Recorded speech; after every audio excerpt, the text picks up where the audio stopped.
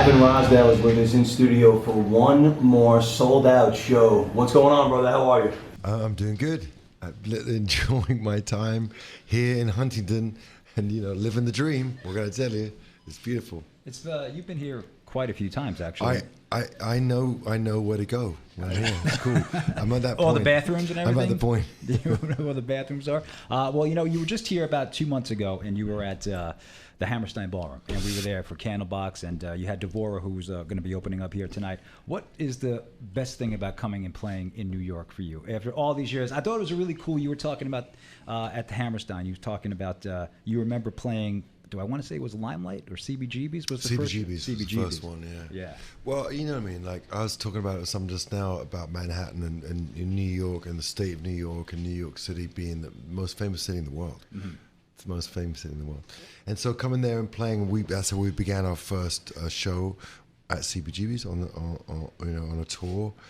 And, I'm from London, so there's always been a real connection with London and New York. There's a real kind of connectivity there. So I don't know, I just love it. It's just great. So I'm coming here. Even when it's raining, I don't care about that stuff. Gavin Rossdale in studio with 94.3 The Shark. Gavin, you continue to put out great album after great album, but being a legacy band now who came out in the mid-90s, does putting out new music present a challenge as far as what you're going to put into the set list and what needs to come out to make room for new music? It's just like being in a band like this, it's just like being in the UFC. And so you just swing, punch, and kick as hard as you can, and you defend yourself well, to the best of your ability. So when I write a song, I just try and write the greatest song I can think of writing at that moment. And it's impossible to have any, good Lord, any context of the other songs. You know what I mean? I'm not that smart. I just know that it's got to have a certain feel and a certain tempo. So they're not, certainly like if I slowed it down, had an acoustic driven approach, it'd be cool in some ways, but it wouldn't be able to compete with the other songs. It'd be kind of at odds, Then you get the slow bit of the set. So I like keep beating it up, I keep fighting. I like that style. And the artist Survival came out, I think it was in October, or was it last July? Yeah. And it's been very successful. And he said as a legacy band, did you expect it to be as successful as it was in terms of? I've only been called a legacy band twice today. we can make it 3 times if you want. Not really. But I'm saying like I a know lot what of it means. Because records don't come out as much as they were, and people don't spend their time. But these records and this record's actually sold very well. Yeah, we've been like as ever, like I say, trying to get it right. We have this new song, "All Things Must Change." Are you going to play that? Yes, fantastic. I heard about Peter told us about it. Yeah, he did. Oh, great. And it's just I don't know. It's just good to be doing it and in it and living it and coming here, playing a great show, great venue. It's beautiful the way they've done it up and everything like that. So it's real good fun. We are hanging out with Gavin Rossdale on 94.3 The Shark. Everything that rocks. Gavin, throughout the years, I think the best rock and roll songs are misinterpreted. Throughout time, everybody has gotten one lyric wrong or another. Is there any song that you put out where you purposely not deceive people, but left it to the imagination of fans to interpret? I mean, I'm kind of pretty careful to not talk about any of the songs specifically with meanings, because I think when you bring a song out and it just goes out into the ether and people can get it and grab it and whatever, it becomes theirs. We all identify with our favorite music, and that music is ours. You can't take that away from people. And so I don't even feel like they're my songs once I've made them. And, in the same way what I wrote Come Down about all those summers ago is nothing to do with the way I sing about it now, or the way that you might play it if you hear it in your car and what you might be thinking about that, how it was. So I think you can't dictate to people what songs are about. I've never been good at that. I tried that once. That's sort of like Springsteen's the king of that. Dylan is the king of that.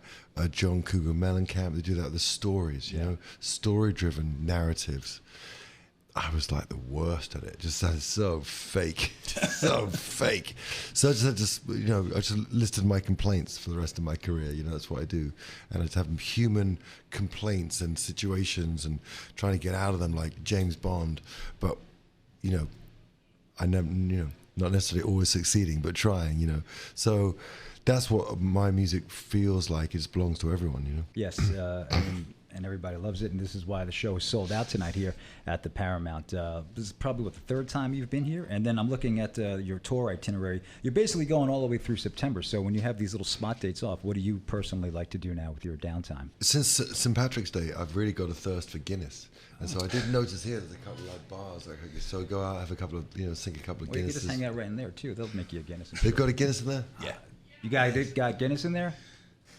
Guinness? You got Guinness in there? Yeah? Yeah. All right, so there Fantastic. you go. Look at that. Don't have to go anywhere. Looks like he's going to There's go a get you hope. one right now. Yeah, I think we got one coming. So, Gavin, earlier this year you toured with Candlebox. Last year it was with Alice in Chains. Is there a sort of badge of honor putting out music during a part of history where everything was great? I mean, Bush was a part of a rock and roll revolution. Is there a responsibility when you go out with these bands? Does it amp it up knowing that more of the fraternity is out there with you? You know, obviously with Alice in Chains, I was pretty crazy because you know, who doesn't love that band? And they were so instrumental and helpful. And we you know, whoever we tour with, we have a good time. But for us, going on tour is about really just blistering shows. At this point, it's just the blistering shows. That's all that matters, because if you can't deliver that, then you shouldn't be on tour. And so I think you might get sidetracked with other things. I mean, it's not like I'm trying to be in competition with everyone, but you want to smash everyone and like win on stage. You know, you want to be like the band that like, oh my God, blow people away. But I just like hanging out. You know, I'm good friends with Jerry. Jerry's a good friend of the band. With the Candlebox guy, they did a couple of shows with us, and I've known them a long time. And you know, whoever we tour with, we try and have a good time.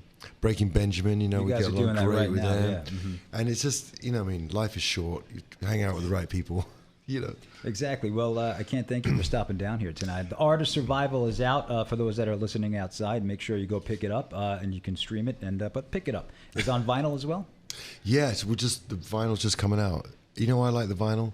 Artwork. Mm-hmm. All that big artwork. Remember back in the day, you put on a record, you do your favorite band. What's the first record that you can remember buying just because of artwork? Probably like Mark. I don't know. Like there's some X-ray Specs. I remember that. Yeah. You know, Yep. I lived down the road from a record store. So I'm like the Malcolm Gladwell sort of test experiment of the kind of living close by to the record store. It could give me lots of different music to listen to. I couldn't afford it all, so they just let me play it in the store. Oh, wow. Manzies. And I didn't know about the Doors. I didn't know about the Rolling Stones. Ask and you shall receive. Myself too. What do we, chop liver over here? What do I look like? Somebody to... What am I, a mirage over here? Gavin, since you're enjoying a Guinness, I've got a bonus question. We always do suicide prevention telethons, and we ask everybody that comes down a similar question. Is there one song in particular that you could rely on to lift you up out of a bad mood, that you can always rely on to cheer you up? Well, I do like that Most of the Time by Bob Dylan, which I'm not sure would cheer That's a people great up. Might get like... I think that sometimes when you feel really incredibly sad, is you naturally you're drawn to sadder songs. And don't you notice that you can be in a pizza shop and you're like, God damn that song, why is it talking to me right now?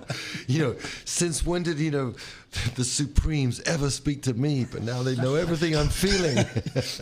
Depends on you. Most of the time, the first time I heard that was High Fidelity, the soundtrack to High Fidelity. Oh, right. Okay, Yeah. okay. So, yeah, well, that's a wonderful thing you do. I mean, it's the worst, along with drug addiction, you know, the kind of, you know, the mental health issue, the disease that people can get where they, to the extent where they kill themselves is another, it's just awful. It's incredible. You're doing everything that you can to help. It's amazing.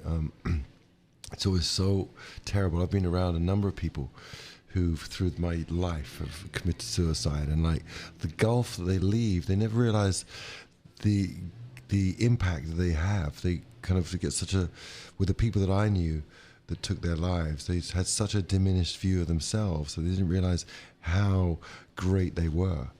And you know, you get into this cycle, this sort of like going down a plug hole, psychological plug hole, where your self-worth and your value just plummets and goes away, and you don't see your value when other people that love you see through that. And it's the most tragic thing, you know. I mean, the numbers are incredible, you know, especially servicemen and women coming back from combat. It's just, I mean, it's something that I talk about a lot.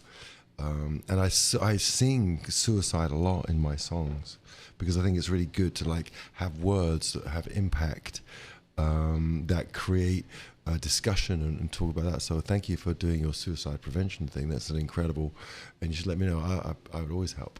We'll reach out to you. We do it every October, November. And it's because of, you know, people like you that there have been those that probably have been saved because of your words. Yeah, So even though you think that you're complaining or whatever you're saying before, but people have, you know... No, I'm being facetious. I mean, no, I get a lot of people that come up to me and find a lot of solace in the songs. But like I said before, it's not because it's what I wrote. It's because what they took from the words that applied to their lives. And it's, you have to write something real, and then you can apply it in different lives. You know, if it's not real, like my terrible narrative songs, they weren't going to help anyone. They were not going to help anyone. They was not good. That was not my style. Me. They made me feel good. How about they, that? They didn't help me, but no, I didn't. I never released them. I never would have got a record deal with them. I never would have been here with those songs. It was a cul-de-sac for me. That wasn't the way to go. So anyway, so that's that. But anyway, cheers. I'm sorry you don't have a Guinness, but you are working in a bar. You know, Yes, it's just a wall. technically. It's just a wall between you and the bar. Let's face it. I'm a tequila guy, so. Okay. Let's